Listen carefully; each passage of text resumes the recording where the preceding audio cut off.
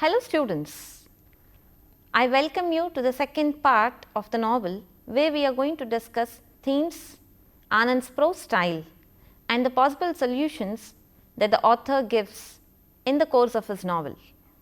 Now after completing the characterization and understanding the major and the minor characters, I would like to ask you, do you find any contrast between the father and the son? The father character involved in this lesson is Laka, and son's character involved in this lesson is Baka. Whereas Laka, his intention is that the untouchability treatment is very common in this society, whereas is exactly opposite to the Baka. Whereas the Baka was humiliated by the higher caste people, so that kind of humiliation has been prevailed in the mindset of Baka, whereas that not prevailed in the case of Laka. Now let us go to the themes of the novel, the humanism in the novel, the realistic and sympathetic treatment of the poor in the novel. Let us now discuss with the themes of the novel. Circumstances and attitudes. Anand's portrayal of exploitation is vivid and moving. It is rooted deeply in his own circumstances and attitudes, his contacts with the socially downtrodden and the low caste people in his childhood and adolescence. The untouchables of his novels were clearly known as living people by Anand before he rendered them into art. Anand has himself seen the misery, wretchedness and the squalor of the downtrodden in the Indian society. His heart and soul rebelled against the injustice being done to them. He had first seen his heroes as pieces of trembling humanity and loved them deeply from within before he sought to put them into his books as his characters. Hypocrisy and injustice. Anand also deals with hypocrisy and injustice in his novels. At an impressionable age, Anand was aware of the religious hypocrisy and bigotry in Indian society and of its injustice thriving on practices such as untouchability, feudalism, economic marginalization and the distinction between the haves and the have-nots. This awareness was sure to make him a strong critic of the basic elements of the Indian tradition. This is being reflected in his novels Untouchable as well as The Coolie. Apart from this, he is also an academician who excelled in his academics and as a result could not shut his eyes and instead wanted to rebel against the existing practices that prevailed in the Hindu society through his writings. He wanted to educate his readers about the untouchability and the caste system, the evils of the Indian society through his novels. Exposing the limitations. Anand is at his best when he is exposing the limitations of the decayed Indian tradition and championing the cause of modernism as a cure for the ills of the Indian society. It is his greatness that he maintains a good balance when he does this. Anand is also at his best when he shows the modern Indian drawing both upon the strength of the native tradition and lessons learned from exposure through the Western tradition. Untouchable was inspired by author's childhood memory. Anand is unquestionably an innovator. He does not hesitate to turn the floodlights onto the darkest spots of Hinduism.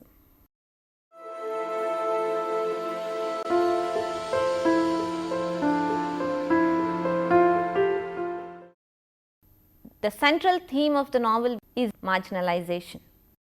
Anand's concern for the underprivileged and downtrodden is a pervasive theme in much of his writings.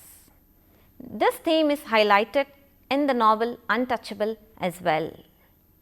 It may be argued that the central issue is a philosophy of work. The structurally defined role of the marginalized sections of the society is redefined by the writers like Mulk Anand, who are more of social reformers than mere novelists.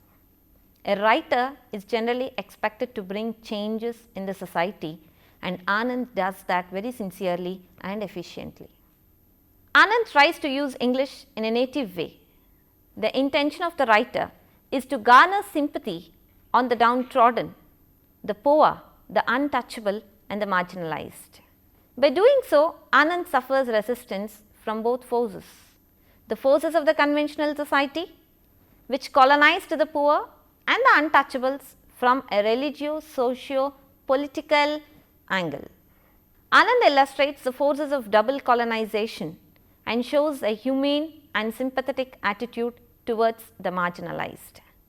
The untouchables are treated badly by the Indians and even by the British colonizers. Anand illustrates the forces of double colonization and shows a humane and sympathetic attitude towards the marginalized. By doing so, Anand was not only trying to represent India from a much more realistic perspective, but was trying to highlight a new concept of identity, which was emerging because of the dehumanizing condition generated by colonization. National identity characterized by sympathy. Anand tries to illustrate a national identity characterized by sympathy. He also attempts to champion the causes of the marginalized in a larger perspective, so that a universal construct of the marginalized could be established and followed. It is for adherence to this indigenous value system that Anand could champion the causes of the marginalized in his fiction.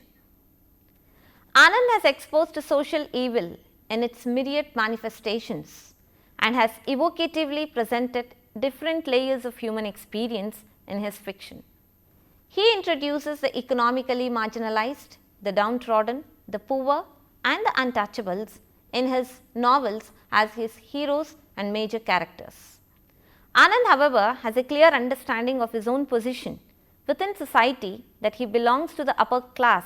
Hence, there is an economic and social distance between him and those that he sympathizes with.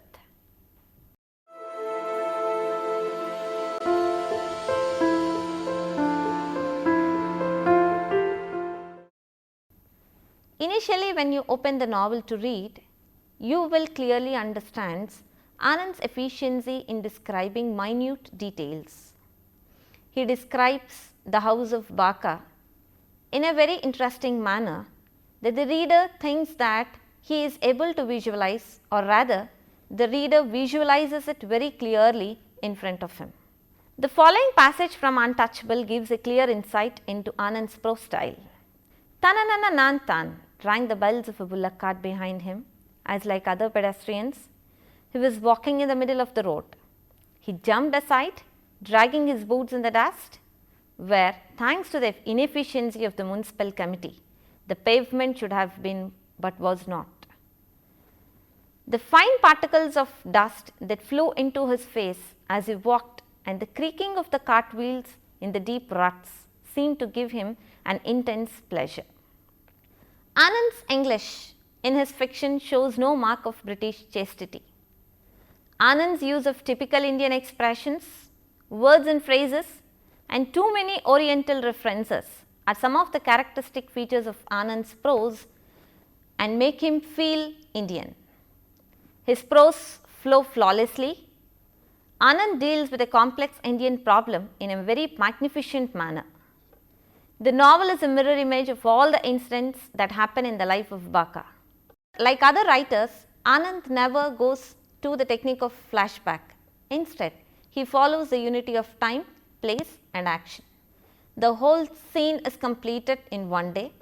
The entire novel is the experiences of Baka in a single day. The entire novel is depicted in Bulasar. Anand's writings are replete with typical Indian words and expressions that originate from Indian culture. His expressions like Ari, Vei, Hey, Sarkar, Sahib and Maharaj, etc. all reveal his Indianness. It is apt to recollect M.K. Naik's words in this context. Colourful swear words reeking of the rustic soil are so plentiful in Anand's fiction that whole dictionary of choice terms of abuse be compiled out of his work, and they become a serious fault because of their overabundance, and they expose Anand to the charge of vulgarity. These words range from simple words like prostitute, son of a swine, illegally begotten, to the more complex words like cockeyed sun and bowl-legged scorpion. There are English words that become a part of Indian vocabulary that suffered pronunciation. Words like jaunterman, lafton, garner, garment, front are a few examples to quote. Anand's imagery is less colourful when compared to Raja Rao's, as Anand's humanism is deeply rooted in the real world situations and demands closeness to the realities of the situations that are depicted. It is apt to quote Srinivas Iyengar. Anand is often undistinguished and seems to be too much in hurry, but the vitality of his creations, the variegated richness of his total comprehension, and purposive energy of his narrative carry all before them. His notable marks are vitality and keen sense of actuality.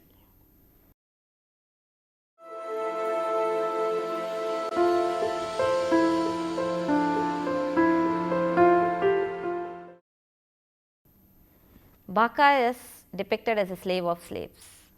In his work, Anand has drawn a realistic and sympathetic portrait of the poor in India. Anand's early work, particularly Untouchable, is a literature of protest and resentment.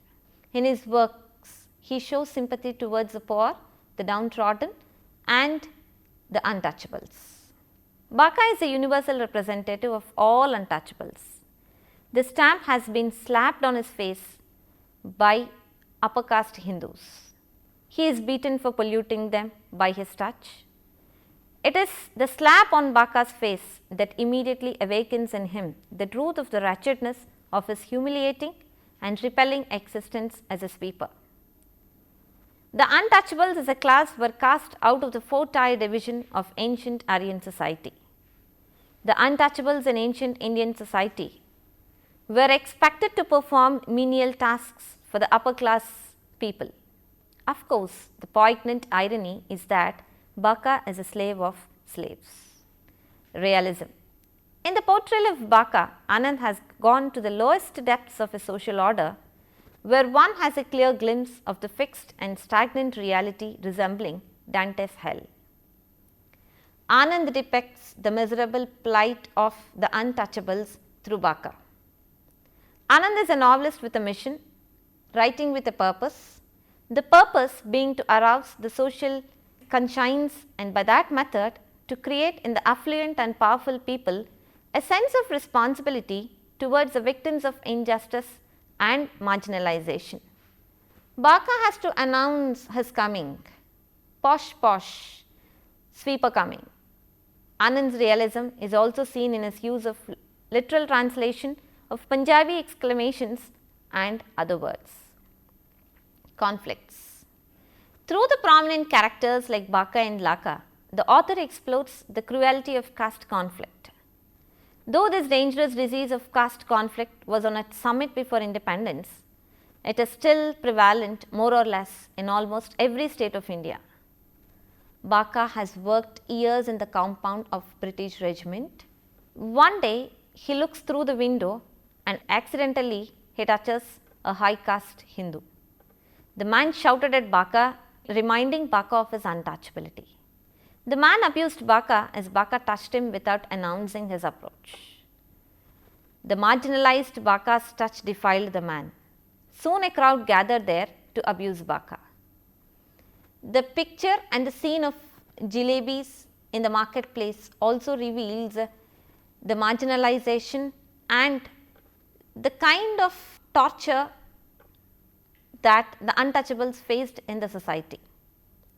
Baka was not allowed to eat the jalebi that he has purchased by paying a high price. Accidentally, he touched a high caste Hindu and the jalebi fell down. Instead of sympathizing with Baka, there is a torment of abuse. People crowded there and started abusing Baka for coming without telling his approach. The Hindus who were born in higher caste stopped Baka from entering the temple and shouted, polluted, polluted, polluted. An untouchable is allowed to clean the courtyard in the temple, and is he not allowed to pray to the deity in the temple? The novelist poses these questions to all his readers to think and to see to it that this casteism is eradicated in the Indian society. God is equal to all. The caste system plays a role in these aspects of life. Untouchable is a faithful transcript of the torment that the untouchables faced in the Indian society.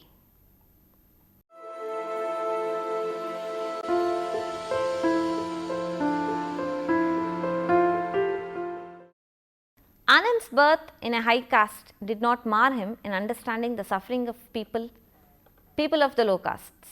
Anand's father Lal Chand Anand served in the Indian army and rose to the position of a subedar.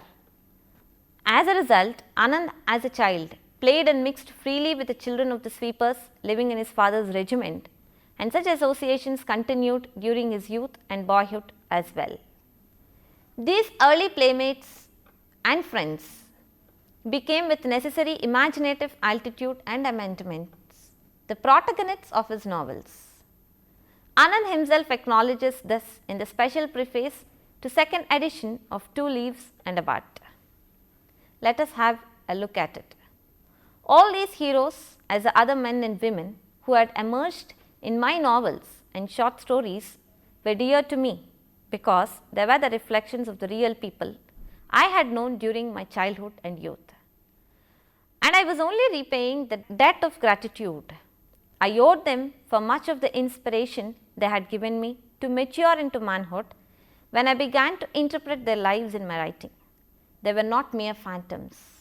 They were flesh of my flesh and blood of my blood, and obsessed me in the way in which certain human beings obsess an artist's soul. And I was doing no more than what a writer does when he seeks to interpret the truth from the realities of his life.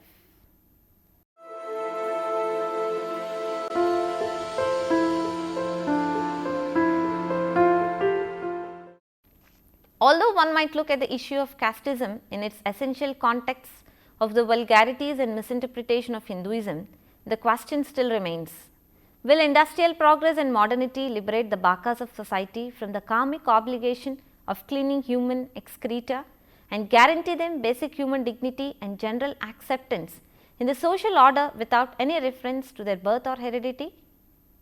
Ironically, Baka was caught in the maze of the Indian caste system and cannot rebel. The untouchables are the socially isolated people who form the most vital part of a nation, but they led a very deplorable and a miserable life beyond description.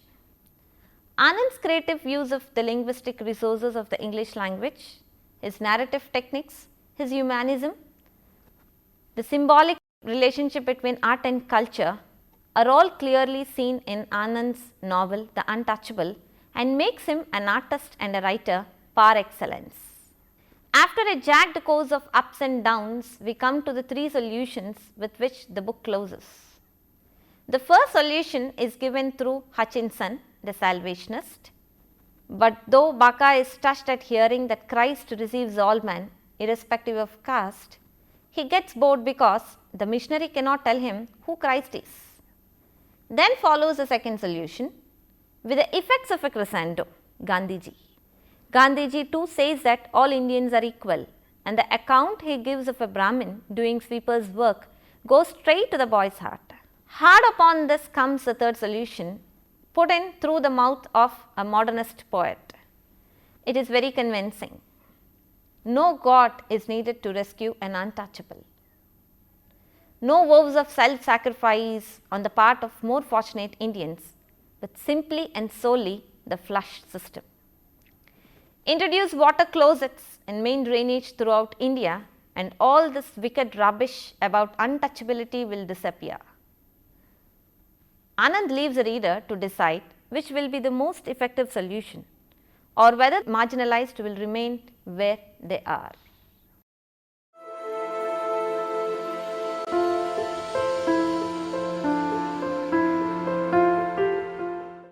Now, The author has given some possible solutions. What would be your possible solutions? And how do you think that you can reform the society? We have to educate. See, for example, as educated people, we're supposed to be educate what is good, what is bad into the society. So such things which comes from our attitude. Yes, we should be always aware of the existing evils of the society. We should know what these evils are, what are the reasons for these evils, and we should also know how to eradicate these evils in order to have a caste free and a wonderful society. Yes, ma'am. Yes, as students belonging to this generation, do you believe that these existed, these evils existed and still prevail in the society? Even today, also we have these problems, not only in education in institutions, and apart from that, villages also. Because 1947 before, as under British people, they're making a lots of problems. But even today, who has a higher authority people here, not only kind of Hindus and Brahmins, who has authorities, they are also making lots of problems today for ST, SC and minority people. Untouchability means it's not like only for the sake of giving water and Okay, fulfilling their financial needs, that is what you want to say? Yes, ma'am. And educating all the citizens. Education has the power to emancipate all the evils existing in Indian society. That is what you want to convey? Yes, ma'am. Good. Any more solutions? The solution is that the realization should come from the inner self, ma'am. Each one have their own opinions, but if they're in a thought that why should we listen to them? So if the realization comes from themselves, so then they'll believe in this. So that is the main solution, ma'am. Each one should get the realization. Then the problem may be solved. One of the two characters, woman characters in the novels is Sohini. She was ill-treated by the priest. What do you say about this? Do you think that the girls are still ill-treated in Indian society? Girls need security. That doesn't mean every girl must have a bodyguard. And nowadays, educated girls must be even knowing that, like behaving with the men in the society, they must be given equal rights. Like even if you have freedom to move with a boy, there must be some limitations. Educated girl knows that, and I think she must tell the girls. So you mean to say that girls should be educated as well as the girls should also know their limitations? They must know their limitations and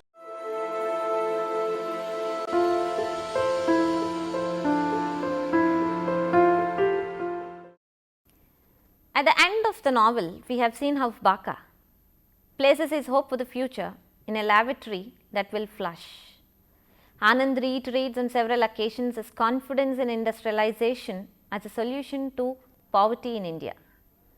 Anand tends to explain regional customs, ceremonies for readers in other parts of the country, and Indian customs, traditions for readers outside India. Often such explanations stand out of the context and strike a jarring note. The Indian novel in English is thus characterized by a variety of themes and techniques. It continues to change and adapt itself to the changing Indian environment, and it also brings in change in the existing minds of Indians. As a responsible artist, Anand suggests various answers to the human problems dealt with in his novel, refraining from imposition of any kind. The fact that Anand himself did not come from a low caste or a marginalized society or a marginalized section of the society, he understands that there is a distance between art and life. To him, a work of art is first a social event, and the duty of a novelist is to create but not to determine. Hence, Anand projects image of India and her culture which is authentic and national rather than distorted, narrow and regional. At the end of the module, we have understood the major themes that the novelist tried to project it in the novel, his writing style, and the possible solutions that the novelist gave through his different characters in the novels. Can you say what was the central issue of the novel? The central issue is the philosophy of work. The intention of the writer is to garner sympathy for the poor untouchable, and the marginalized. How can you say that Anand is a committed writer? Anand is committed to see the society which is free from domination and exploitation and even social and political marginalities. So he wants to exhibit, he wants to explain and depict the Indian customs and its traditions to the readers outside the India. Okay students, at the end of the novel, I hope that you have understood how much of trauma the untouchables faced in the Indian society. The novelist's main idea is not merely to depict the problems of the untouchables, but instead he wants his readers to understand their plight and revolt and fight against the evils that are existing in Indian society. I hope you all understood the novel. Thank you once again.